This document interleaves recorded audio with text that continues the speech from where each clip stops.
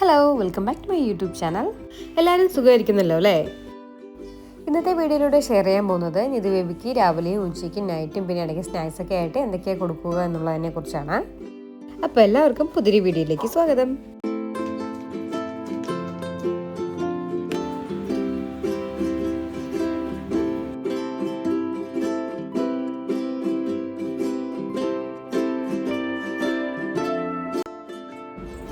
മതി ഓക്കെ. അപ്പം ഞാൻ രാവിലെ ഉണ്ടാക്കാൻ പോകുന്നത് ഒരു സെർലാക്കാണ്. ഞാനത് വീട്ടിൽ തന്നെ ഉണ്ടാക്കിയതാണ്. അതിൻ്റെ റെസിപ്പി ഞാൻ നമ്മുടെ വീഡിയോയിൽ നേരത്തെ ഇട്ടിട്ടുണ്ട്. എങ്ങനെ ഉണ്ടാക്കാൻ നോക്കാം. ഇതാണ് ഒരു സെർലാക്കിൻ്റെ ബോക്സിലായിട്ടാണ്, ഈ ഒരു പാത്രത്തിലായിട്ടാണ് ഇട്ട് വെച്ചിരിക്കുന്നത്. 2 ടേബിൾ സ്പൂണാണ് ഇട്ട് കൊടുക്കുന്നത്. ഇനി അതിലേക്ക് ഒരു അര കപ്പ് വെള്ളം കൂടി ഒഴിച്ചു കൊടുക്കുന്നുണ്ട്. കുറച്ച് പനങ്കൽക്കണ്ടും ഇട്ട് കൊടുക്കുന്നുണ്ട്. അത് ഓപ്ഷണലാണ്. ഈ തീയൊന്ന് ലോ ഫ്ലെയിമിൽ വെച്ച് ഇതൊന്ന് കുറുകി വരുന്നവരെ കണ്ടിന്യൂസ് ആയിട്ട് ഇളക്കിക്കൊണ്ടേയിരിക്കാം.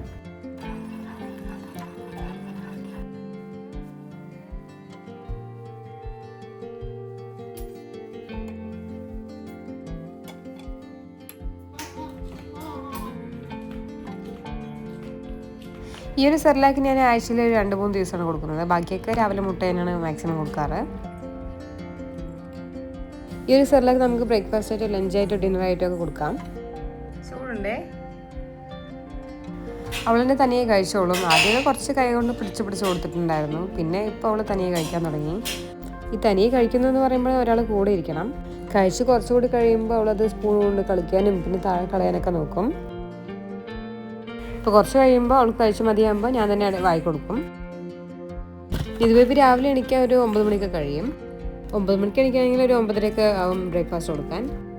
ഇതുകൂടാതെ നവരരി കുറുക്കും റാഗിയുടെ കുറുക്കൊക്കെ രാവിലെ കുട്ടികൾക്ക് കൊടുക്കുന്നത് വളരെ നല്ലതാണ്. ഞാൻ മിക്കപ്പോഴും മുട്ട പുഴുങ്ങിയിട്ടാണ് ഇങ്ങനെ കൊടുക്കുന്നത്. പിന്നെ രാവിലെ ഭക്ഷണമൊക്കെ കഴിച്ച ശേഷം കുറച്ച് നേരം കളിച്ച് നടന്നു. പിന്നെ എണ്ണയൊക്കെ തേച്ച് കുളിപ്പിച്ചു. രാവിലത്തെ ഫുഡും കുളിയൊക്കെ കഴിയുമ്പോഴേക്കും ഏകദേശം ഒരു 11-12 മണിയാകും. അപ്പോൾ കൊടുക്കുന്ന ഷേക്കാണിത്. അപ്പോൾ അതിനായിട്ട് ഞാനിതൊരു അരമണിക്കൂർ മുമ്പേ കുതിർക്കാൻ വെച്ചതാണ്. ഒരു ഡേറ്റ്സ്, ഒരു 3 ബദാം, കുറച്ച് പീനട്ട്സാണ് അതിലിട്ടിരിക്കുന്നത്. അപ്പോൾ അതുണ്ടാക്കാനായിട്ട് ഈ ഒരു ജാറിലേക്ക് നമുക്ക് പഴമൊന്ന് ചെറുതായി കട്ട് ചെയ്തിട്ടിടാം. എന്നിട്ട് ഇതിനോടൊപ്പം കുതിർത്ത് വെച്ചിരിക്കുന്ന കൂടി ഇട്ട് കൊടുക്കാം. ബദാമിൻ്റെ തൊലിയും ഡേറ്റ്സിൻ്റെ തൊലിയും കുരുവും കളഞ്ഞിട്ടാണ് ഇട്ട് കൊടുക്കുന്നത്. ഇനി ഒരു 1/2 ഗ്ലാസ് പാലോട് ഒഴിച്ച് കൊടുക്കുന്നുണ്ട്. ഇനി നന്നായിട്ടൊന്ന് അരച്ചെടുക്കാം. ഞാനിതൊരു ആഴ്ചയിൽ 2-3 ദിവസം മാത്രമേ കൊടുക്കുള്ളൂ. പിന്നെ കൊടുക്കുന്നത് ഈ സീസണൽ ഫ്രൂട്ട്സായ സപ്പോട്ട, മാംഗോ, തണ്ണിമത്തൻ അങ്ങനെയൊക്കെയാണ്. കുട്ടികൾക്ക് പൊതുവേ ഇങ്ങനെ കൊടുക്കുമ്പോഴാണ് കൂടുതൽ ഇഷ്ടം. അതല്ലാതെ ഫ്രൂട്ട്സ് കട്ട് ചെയ്ത് കൊടുത്താൽ അത് പകുതി മാത്രമേ കഴിക്കുന്നുള്ളൂ.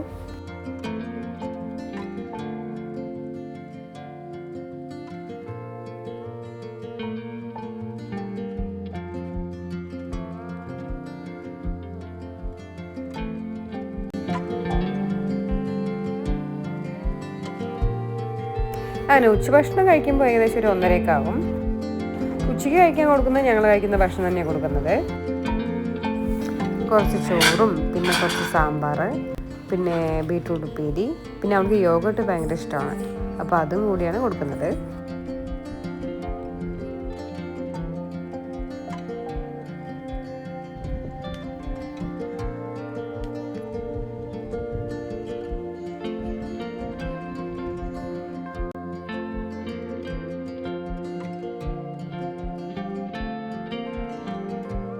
ഉച്ചഭക്ഷണം കഴിഞ്ഞ് കഴിഞ്ഞാൽ പിന്നെ 2 മണിക്കൂറോളം ഉറങ്ങും. അങ്ങനെ ഉറക്കമൊക്കെ കഴിഞ്ഞൊരു 4 മണിയാകുമ്പോൾ ഞാൻ കൊടുക്കുന്നത് ഈ ഒരു നേന്ത്രപ്പഴം ആവിയിൽ വേവിച്ചിട്ടാണ്. നല്ലൊരു പഴുത്ത പഴം തന്നെ എടുത്തിരിക്കുന്നത്. ഇതൊരു 5-6 മിനിറ്റ് നേരം ആവിയിൽ വേവിച്ച ശേഷം അതിലേക്ക് കുറച്ച് നെയ്യ് കൂടി ഇട്ട് കൊടുത്ത് കൊടുക്കാറ് പതിവ്.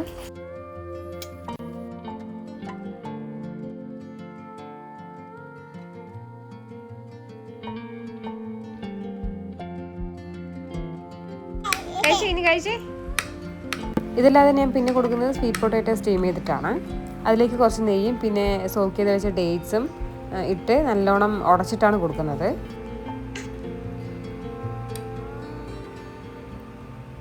അതല്ലാതെ പിന്നെ കൊടുക്കുന്നത് ചെറുപയർ മുളപ്പിച്ച് നല്ലോണം വേവിച്ച ശേഷം കടുകൊക്കെ വറുത്ത് നല്ലോണം തേങ്ങയിട്ട് കൊടുക്കാറാണ്. പിന്നെ ഒരു 6 മണിക്കാകുമ്പോൾ എന്തെങ്കിലും ലൈറ്റായിട്ട് കൊടുക്കും. ഇപ്പോൾ മാങ്ങയാണ് കൊടുത്തിരിക്കുന്നത്, അത് ചെറുതായിട്ട് കട്ട് ചെയ്ത് കൊടുത്താൽ തനിയെടുത്ത് കഴിച്ചോളും.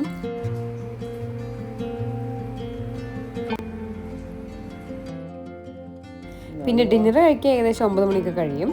ഞങ്ങൾ കഴിക്കുന്ന ഫുഡ് തന്നെയാണ് മോൾക്കും കൊടുക്കുന്നത്. അപ്പം, ചപ്പാത്തി, ദോശ, ഇഡ്ഡലി ഇതൊക്കെയാണ് മിക്ക ദിവസങ്ങളും രാത്രിയിൽ കൊടുക്കുന്നത്. പിന്നെ ഞങ്ങൾ കഴിക്കുമ്പോൾ ഞങ്ങളുടെ ഒപ്പം ഇരുന്ന് കഴിക്കുകയും ചെയ്യും. പിന്നെ റാഗിയുടെ കുറുക്കൻ രാത്രി ഇടയ്ക്ക് കൊടുക്കാറുണ്ട്. ഇപ്പോഴും ബ്രസ്റ്റ് മിൽക്ക് തന്നെയാണ് കൊടുത്തുകൊണ്ടിരിക്കുന്നത്. പകലിൽ ഉച്ചയ്ക്കൊക്കെ ആയിരിക്കും ഒരു പ്രാവശ്യം പാൽ കുടിക്കുന്നത്. പിന്നെ അത് കഴിഞ്ഞെന്ന് വെച്ചാൽ രാത്രി കിടക്കുമ്പോഴും പിന്നെ രാത്രി 1-2 നേരമൊക്കെ എണീറ്റ് കുടിക്കാറുണ്ട്. അവർ തന്നെ സ്വയം കഴിച്ചു തുടങ്ങുന്ന സമയത്ത് നമ്മൾ ചെറുതായിട്ടൊന്ന് സപ്പോർട്ട് ചെയ്ത് കൊടുക്കുന്നതായിരിക്കും കൂടുതൽ നല്ലതെന്ന് തോന്നുന്നു. ഞാൻ മോൾക്ക് ഒരു വയസ്സൊക്കെ കഴിഞ്ഞ ശേഷമാണ് സ്വയം കഴിക്കാൻ വേണ്ടിയിട്ട് കൊടുത്തു തുടങ്ങിയത്. അപ്പോൾ ഇതൊക്കെയാണ് നിധു ബേബിയുടെ ഭക്ഷണ രീതി. അപ്പോൾ ഞാൻ ഈ പറഞ്ഞ കാര്യങ്ങൾ ആർക്കെങ്കിലും എന്തെങ്കിലും അഭിപ്രായ വ്യത്യാസങ്ങളുണ്ടെങ്കിൽ ഈ ഒരു വീഡിയോയുടെ കമൻറ്റ് ബോക്സിൽ അറിയിക്കാവുന്നതാണ്. അപ്പോൾ ഇത്രയുമൊക്കെയാണ് ഇന്നത്തെ വീഡിയോയിലെ വിശേഷങ്ങൾ. എല്ലാവർക്കും ഈ ഒരു വീഡിയോ ഇഷ്ടമാണെന്ന് വിചാരിക്കുന്നു. ഈ ഒരു വീഡിയോ ഇഷ്ടമായാൽ നിങ്ങളുടെ വിലപ്പെട്ട അഭിപ്രായങ്ങളും നിർദ്ദേശങ്ങളും ഈ ഒരു വീഡിയോയുടെ കമൻറ്റ് ബോക്സിൽ ഒന്ന് അറിയിക്കണേ. അടുത്തൊരു നല്ല വീഡിയോയുമായി വീണ്ടും വരാം. Thanks for watching.